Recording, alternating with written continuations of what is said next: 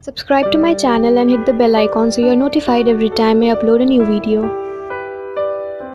Hi guys, welcome back to my YouTube channel. I am Sneha Banerjee and today I'm going to talk about the book All the Bright Places by Jennifer Niven, and this is what the book looks like. It's quite aesthetic, the cover of the book, it's really appealing and it stimulates you to know what there is inside the book and the story of the book, but I have some really important things to talk about it, so let's get started.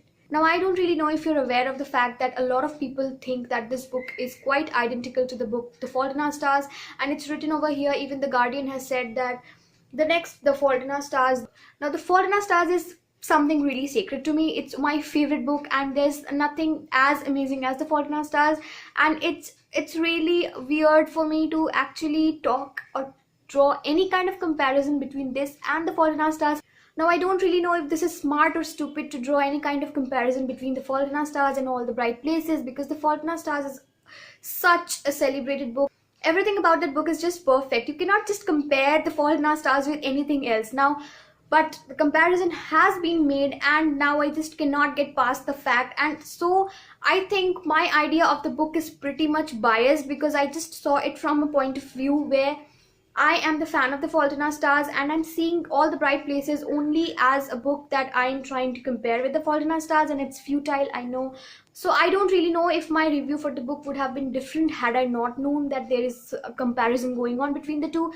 So the protagonists of the book are these two teenagers. The guy is Theodore Finch and the girl is Violet Markey. And from the very initial part of the book, it has been shown that Theodore Finch is very suicidal and he knows different ways of committing suicide. He knows which one is better, and all that statistical information he keeps on telling us. And so we get to know that he is very depressed and that he has some really suicidal issues. So that's the kind of person he's shown. But in front of everybody else, he tries to be a really cool guy and he does all these kind of stupid things, and that's why a lot of people call him Theodore Freak instead of Finch. So freak is the word that is quite associated with him, and that's how people see him, as a freak. Now, on the other hand, Violet Markey is a very silent kind of a person, and she has recently lost her sister to a car accident, and she was also in that car when the accident happened, but somehow she survived and her sister died. And her sister was really close to her, and they had their own blog on internet and they used to write together. But after her, everything seems pointless, and she's just ticking off the days on the calendar and wants to graduate as soon as possible. So she goes to the college and just continues her life somewhere else, because this place Indiana is basically driving her nuts and she cannot live here anymore. Now, Theodore Finch and Violet come across each other on a bell tower, and both of them were there to commit suicide, that is to jump off that tower.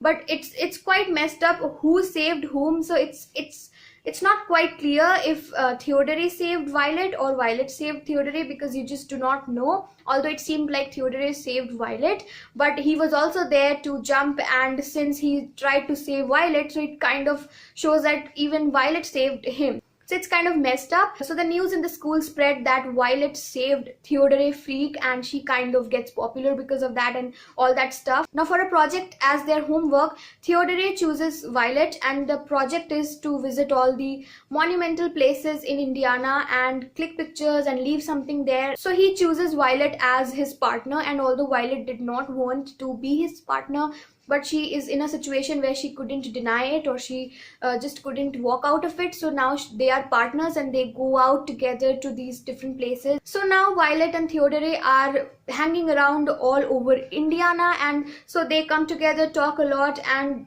that's how they come along. Now the thing is that Violet is very depressed, and also Theodore is very suicidal, but he tries to be this guy who is really happy, or who is like really cool and everything in front of Violet. And I don't know if that's his real personality or not, but we know that he is suicidal, but he doesn't show that to Violet that often, and he just tries to be the sunshine in Violet's life. And what happens is that he kind of saves her. He teaches her the meaning of life, that she should be happy. And with him, Violet is a little different. She thinks that she can confide in him, and that whenever she is with Theodore, she is very different. She can be herself, and she just finds someone as such who is a safe place or a comfort zone for her. So that's how their friendship begins, and Theodore is totally head over heels for Violet. He really likes her. Now, as the mental state of Violet is improving and she is living, On the other hand, Theodore's mental state is deteriorating day by day, and he is just thinking and in his own thought spirals, and everything is just bothering him a little too much, and he has to be too careful so that he takes care of his heart, because he's quite afraid that his heart will be broken by Violet and all of that stuff. Now, that's how the story continues. Now, obviously, I cannot tell you the climax of the book, otherwise it will be a spoiler, so I will save that for your read. So yeah, that's what the basic story is about. Okay, so first of all, my biggest problem in the book is the two characters in the book, like Theodore Finch and Violet Markey. I think their personalities are very flawed, and it's not about being flawed, it's about being flawed in a very pretentious manner. I think that their characters are really pretentious. They are faking a lot. Like, they do not seem as real. They do not seem as real people or people you can come across. Because, to be honest, in the story, the characters are people you can find next to. But the way they are acting, the way they are with each other, it doesn't really sound realistic, and it just isn't true, real. They pretend a lot. It seems like they're trying to be something else. It's like they're trying too hard to be sad or just too melancholic. I don't know. It's just weird, and I did not like it at all. Now, mental illness is a very important theme in the book. It's talking a lot about it. How Theodore's father is a little bipolar and he has his own mood problems, but he is also very violent, and he has beaten his mother before, and he beats him as well. And I'm sorry, but it's not good or it's not cool to actually justify someone's crime with an illness, and it just felt really bad. Like, all the adult personalities in the book were really shitty. Like, I did not like any of their characters, and that's why I did not like the book as well, if I can say that as yet. Now, coming back to the protagonists, I really think that they were very pretentious, and I really think that the mental illness part was kind of forced onto the personality. It's like they couldn't grow up to be anything. They were just about their illnesses, and that's a really bad thing to do with characters, because they are people and they are so much more than their illnesses. Like, if you're talking about some kind of a physical illness, you cannot just limit a person to his or her illness. You have to go ahead, go far beyond it, and then discover and explore that person's personality. An illness cannot define a person. It can be a part of a person's personality, but it cannot be a person's everything. I just think that the concept of mental illness was really imposed on both the characters, and I think they just couldn't pull it off, because obviously there was nothing else in their characters to interest you.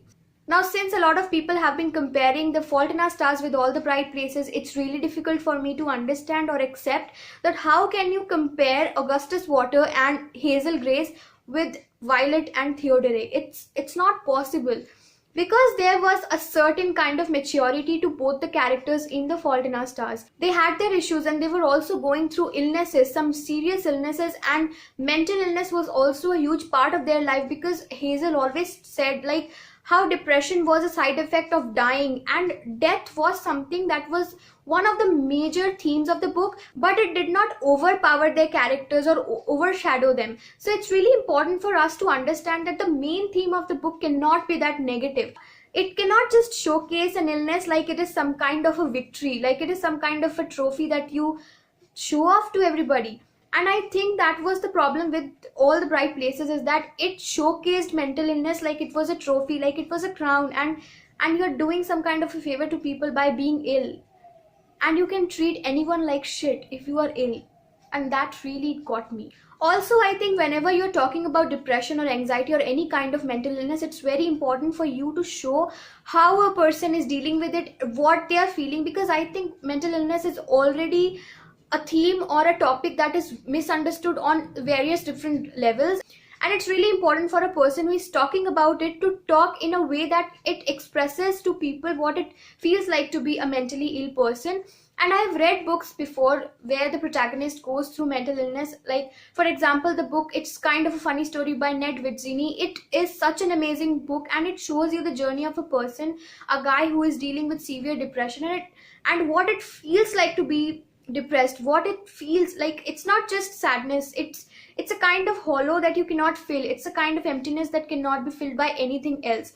And it shows that how mental illness can also show some physical signs. And the way Nedved showed you depression, that's how you show people what mental illness is. And if you're trying to talk about an illness, you cannot overshadow a person with that. You cannot just make a person all about their illnesses. That's not a positive way to put across anything, and it's really depressive. So in a nutshell, I would tell you that All the Bright Places is not a book that bright, and I did not like it as much that I would recommend this book to anybody. And I think that there are some really great flaws in the book that we cannot just ignore or avoid, because these flaws are not just basic flaws. There are some really important issues that have been dealt very loosely and in a very irresponsible manner. I think that the book is pretty irresponsible in the way it shows mental illness and people who are dealing with mental illness. And I think that you will end up actually misunderstanding people who are dealing with such illnesses. Like, you will actually think that they are privileged because they have their excuses. Alright, so that was all for today's video. Do not forget to like, share and subscribe to my channel, and I'll see you next time. Until then, goodbye.